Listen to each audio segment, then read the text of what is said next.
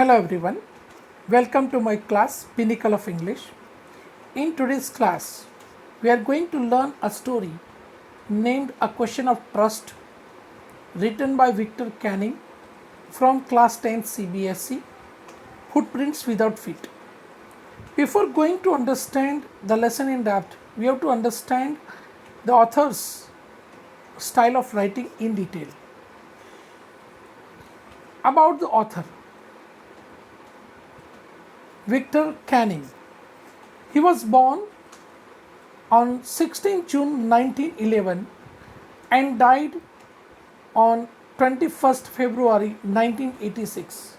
He was a prolific British writer of novels and thrillers who flourished in the 1950s, 1960s and 1970s. He was personally reticent, writing no memoirs and giving relatively few newspaper interviews. Here, reticent means he was personally hesitant to write something. He was not able to write. He even did not write about autobiographies and even giving relatively only few newspaper interviews. Now let's see the introduction of the lesson. It is said that you must set a thief to catch a thief. But it is also said that there is honor among thieves. Which saying does this story illustrate? The story is about a man named Horace Danby who is 50 years old, and everyone around him thinks he is a good and honest man. He used to build locks and used to earn enough profit so that he could hire 2 servants to help him. He was sent to jail once about 15 years ago because he used to commit robberies every year. This year, when he goes to house for robbery, he meets a woman who pretends to be the owner of the house. Later, when he leaves from there and is arrested after 2-3 days, he comes to know the truth of that lady. Now, let's understand A Question of Trust summary in depth. The story is about a 50-year-old man who makes locks and lives with his housekeeper. He is a good citizen but not an honest one, as he commits a robbery every year. He plans his robberies in such a way that the money he gets from there lasts him for at least an year, and he is able to buy rare and expensive books with it. He buys these books because he is really fond of collecting rare and expensive books. He plans to commit a robbery at a grange named Over Grange. Here, Grange means a farmhouse, and the name of the grange is Over Grange. He takes all the information about the house, like where the family had gone, how many servants were there in the house, what was the name of the dog, the ring in the house, the safe in the house, and even information like how much worth of jewels were there in the safe. The real twist in the story comes when he reaches the grange to commit a robbery, and a woman claiming to be the owner's wife enters over there. She gives him an option that she will forget that she had seen him if he opens the safe for her, as she has forgotten the code of the safe and has to go to the party. He does not realize that he is opening the safe for another thief and that she is not the actual owner of the house. He lives happily, thinking that he is safe, but doesn't realize the fact that he had opened the safe for someone else, and that too without wearing his gloves. 3 days later, a police officer comes and arrests him, saying that his fingerprints had been found at the Shootover Grange. He then realizes that he had been fooled by a lady who was herself a thief and from the same background as his. He is sent to the jail and becomes an assistant librarian.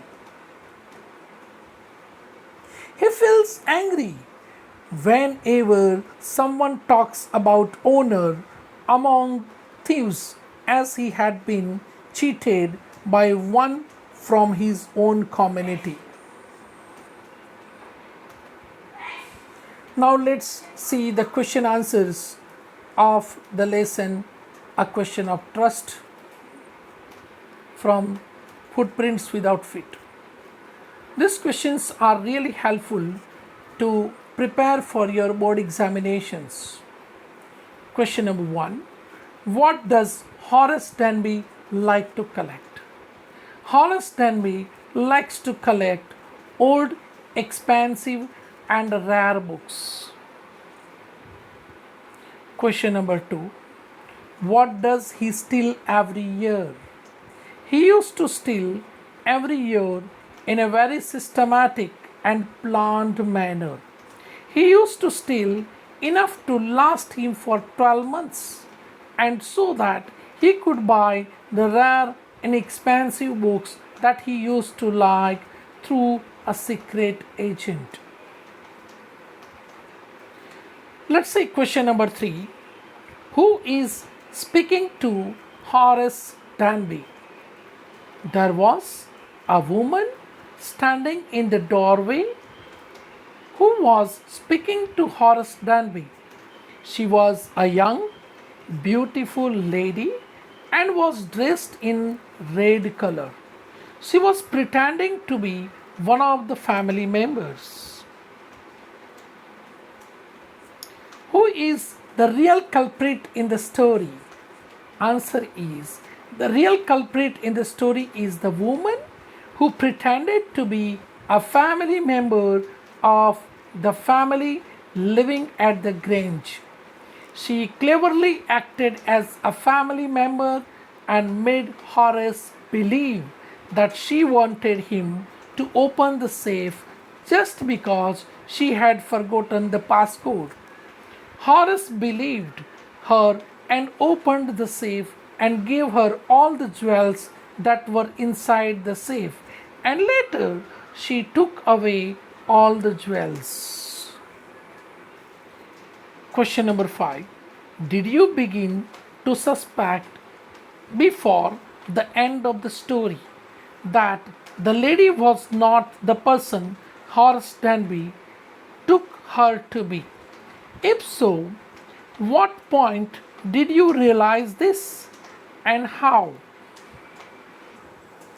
Answer of this question is yes, one does begin to suspect that the woman is not who she claims to be.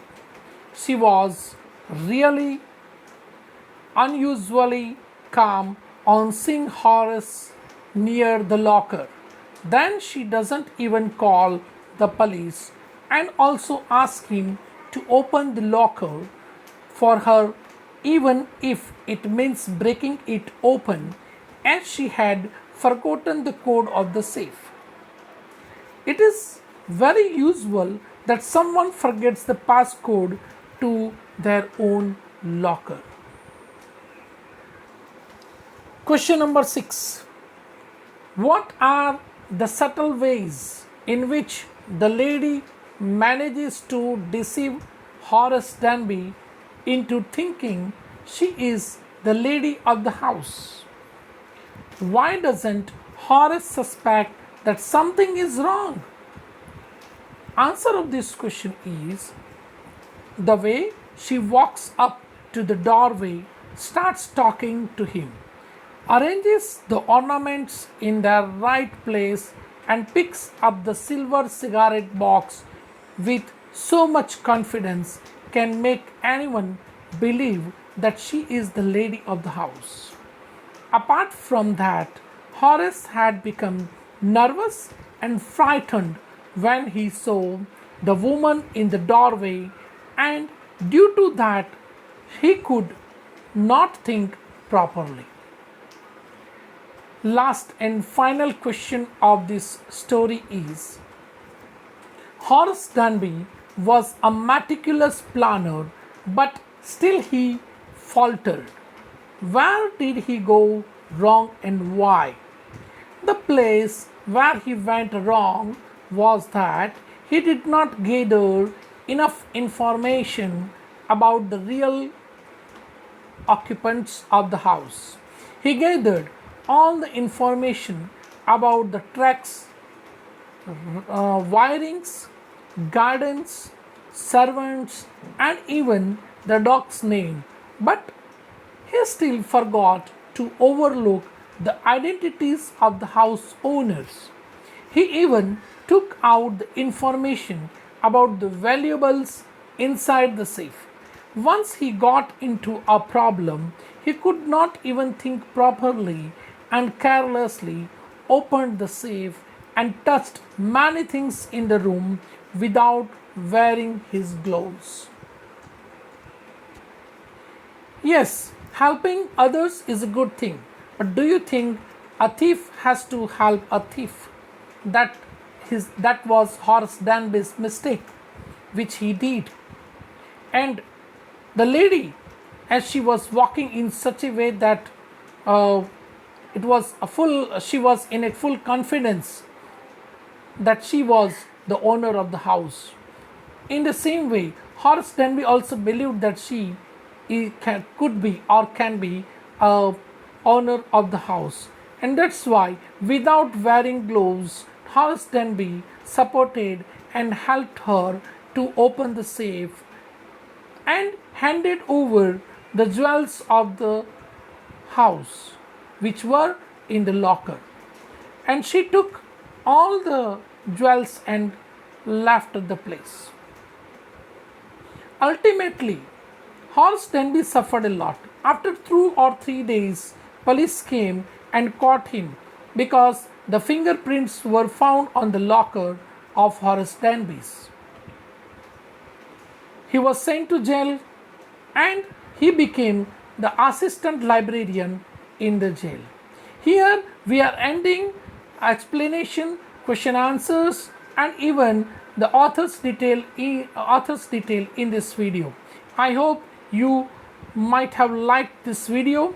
Please don't forget to subscribe it, click on like button, give n number of comments, and even don't forget to click on the bell button for further notification of my video.